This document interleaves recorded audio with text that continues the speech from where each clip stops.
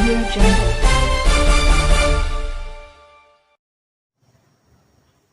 नमस्कार, मैं अरविंद चंदन और आप देख रहे हैं उज्ज्वल इंडिया न्यूज लाइव।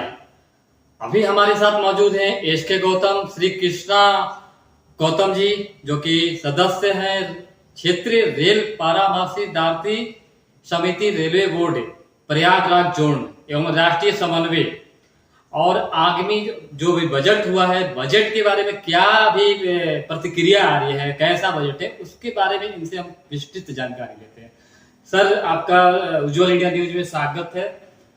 सर, जो अभी बजट हुई है तो उसमें आपका क्या करना होगा?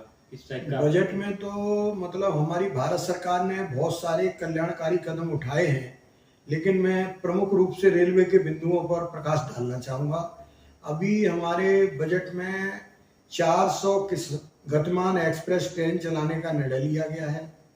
और सबसे अच्छा काम हुआ है कि जो हमारे स्थानीय उत्पाद हैं उसके लिए एक स्टेशन और एक उत्पाद का चयन करने का इसमें रखा गया है। तो जैसे हमारे यहाँ, जैसे अभी मेरा कार्य क्षेत्र तो लंबा है, लेकिन मेरा गृह निवास है वहाँ पे, जैसे मेरा फिरोजाबाद जिला है, तो हमारे फिरोजाबाद जिले के कांच उद्योग को फिरोजाबाद स्टेशन का फायदा मिलेगा। हमारा जलेसर एक पास में जगह है, वहाँ का पीतल उद्योग है, उसको जलेसर सिटी स्टेशन को फायदा मिलेगा। और हमारे जो उत्पादक हैं छोटे छोटे, उनका पीतल उद्योग है, इधर हमारा कांच उद्योग है, दोनों उद्योगों को इधर फायदा मिला। जैसे आगरा में हमारा चमड़ा उद्योग है, तो चमड़ा उद्योग के लिए हमारे आगरा के किसी एक स्टेशन का चयन किया जाना है। तो इससे हमारे दो फायदे हो रहे हैं, एक तो हमारा स्थानीय उत्पाद भी बाहर जाएगा, और दूसरा हमारा जो उत्पादन कर रहे हैं उन लोगों को भी फायदा मिलेगा।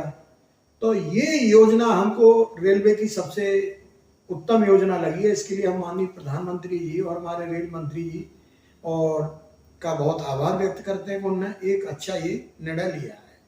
और अभी इसमें एक बहुत बड़ा ऐतिहासिक निर्णय बजट में हुआ। अभी इसको 30 दिसंबर को पूर्व मध्य रेलवे हाजीपुर जोन के धनबाद मंडल की संसदीय समिति की बैठक थी सांसदों की। तो उसमें मैं माननीय सांसद राज्यसभा श्री राम सकल जी एवं सोनभद्र के सांसद श्री पकौड़ीलाल कोल जी के प्रतिनिधि के रूप में भाग लिया था। इस बैठक में हमारे सिंगरौली से राज्यसभा सदस्य माननीय श्री अजय प्रताप जी ने बहुत सारे प्रस्ताव रखे थे, लेकिन उनके एक प्रस्ताव को रेल बजट में नेशनल लेवल पे स्थान दिया गया है प्रमुखता से। उसका मैं थोड़ा सा विस्तार से बताना चाहूँगा। उन्होंने प्रस्ताव दिया था कि जो हमारे स्वयं सहायता समूह हैं, महिला स्वयं सहायता समूह, जो अपने छोटे छोटे उत्पाद कर रहे हैं, उनकी मार्केटिंग होकर उनकी आर्थिक स्थिति कैसे सुधारी जाए, तो इसके लिए स्टेशनों पे उनको दुकानें दी जाए और उनका ज़्यादा से ज़्यादा मार्केटिंग रेलवे के द्वारा कैसे हो सकता है तो वो किया जाए। तो इसके लिए मंत्री जी ने स्वयं अपनी पत्रकार वार्ता में अभी ये बताया कि रेल बजट में ये प्रमुखता से लिया गया है। तो इसका बहुत बड़ा फायदा मतलब हमारी गरीब आदिवासी महिलाओं को मिलेगा। तो मैं बहुत बड़ी ये मतलब प्रसन्नता का समाचार है। इसके लिए मैं सुझाव जो लाए माननीय राज्यसभा सांसद अजय प्रताप जी, उनकी वहाँ भी भूर प्रशंसा सभी उपस्थित सदस्यों ने की थी इस सुझाव के लिए धनबाद मंडल की सांसद बैठक में। और मैं उनका पुनः एक बार आभार और धन्यवाद देता हूँ कि उनका इतना बढ़िया विचार हो आज रेल मंत्रालय में मान लिया। दूसरी बात में ये है कि ये किसान रेल चलाने का रेलवे का ये कंसेप्ट तो बजट से पहले ही आ गया था। ये मैंने पिछले साल फरवरी में हमारे जो अभी विनय कुमार त्रिपाठी साहब रेलवे बोर्ड के चेयरमैन बने हैं, उस समय ये उत्तर मध्य रेलवे प्रयागराज के महाप्रबंधक थे, तो इनके साथ हमारी मीटिंग थी मथुरा में। तो मैंने इनसे निवेदन किया था कि साहब हमारी किसान रेल का संचालन करिए, क्योंकि हमारा बृहद क्षेत्र आलू का उत्पादक है। तो मेरे सुझाव पे महाप्रबंधक उत्तर मध्य रेलवे त्रिपाठी साहब ने आगरा के Yamuna bridge railway station, Mainpuri station, Farrukhabad station से हमारे ब्रज क्षेत्र का जो आलू फिक जा रहा था, जो सड़ जा रहा था, उस सबको आसाम और दक्षिण भारत भिजवाया, जिससे हमारे किसानों को बहुत फायदा हुआ। और हमें हार्दिक खुशी है कि मैंने जो जो प्रस्ताव अभी 15 नवंबर की जोनल मीटिंग में दिया था, उस पर हमारे अभी महाप्रबंधक उत्तर मध्य रेलवे श्री प्रमोद कुमार साहब ने टूंडला रेलवे स्टेशन पर द्वितीय प्रवेश द्वार का कार्य शुरू करा दिया है। एक्सलेटर उद्घाटन के लिए एकदम तैयार है। और अभी आपके ये जो हमारे coach indicator Tundla railway station पर लग चुके हैं। चौपन चुनार सेक्शन पर हम लोग स्पीड बढ़ाने के लिए बहुत लंबे समय से प्रयास कर रहे थे, तो उस पर अभी हमारे 4 स्टेशनों का इंटरलॉकिंग कंप्लीट हो गया है, मात्र 2 बचे हैं। तो हमको उम्मीद है कि ये हमारा कार्य जो मार्च तक कंप्लीट हो जाएगा।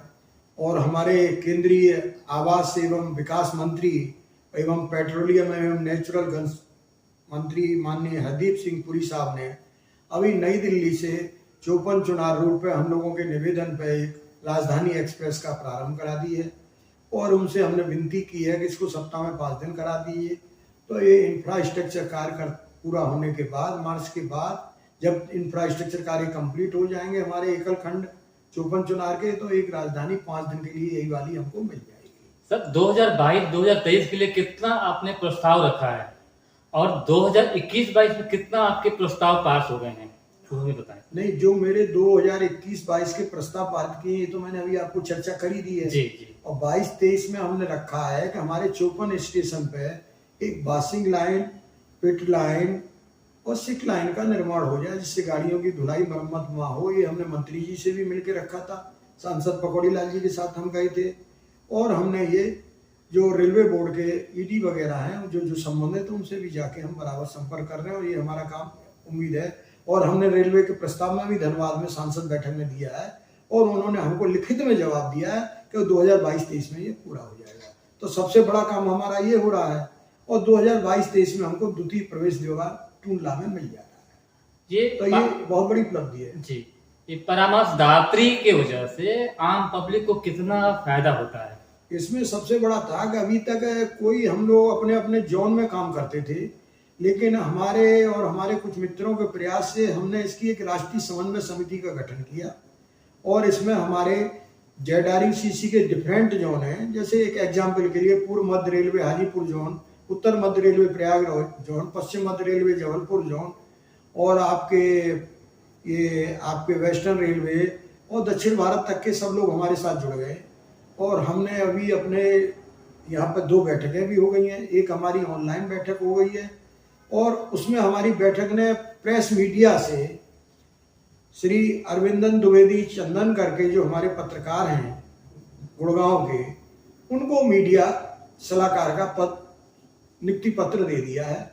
तो उनसे हमारी जो कार्यक्रम कर रहे हैं जो सदस्य किसी भी जोन के हों, तो उनको बड़ा इसका अपने कार्यों को जनता तक पहुंचाने का लाभ मिलेगा।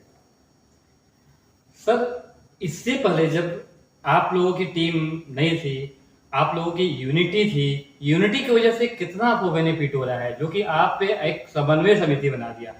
तो समन्वय समिति में तो सारे इकट्ठा हो गए, तो उससे कैसे बेनिफिट मिल रहा है और आगे आप लोग क्या अपना प्रोग्राम उस हिसाब से करोगे? राष्ट्रीय समन्वय समिति से हमको सबसे फायदा ये मिल रहा है कि हमारे 3 सांसद संरक्षक बन गए हैं, जिनको रेलवे से बहुत लगाव है। जिसमें हमारे हैं माननीय श्री अजय प्रताप सिंह जी, सांसद राज्यसभा मध्य प्रदेश से हैं, और आपके जयप्रकाश निषाद जी जो गोरखपुर के हैं, उत्तर प्रदेश से राज्यसभा सदस्य हैं, और श्री पकौड़ी लाल कोल जी, सांसद सोनभद्र। तो ये लोग हमारे जो भी समन्वय समिति के जो मूल प्रस्ताव निकल के आ रहे हैं आपसी सहमति से, उनको ये लोग हर जगह संस्कृति के साथ भेज रहे हैं, और हर तरह का सहयोग इन 3 सांसदों को मिल रहा है।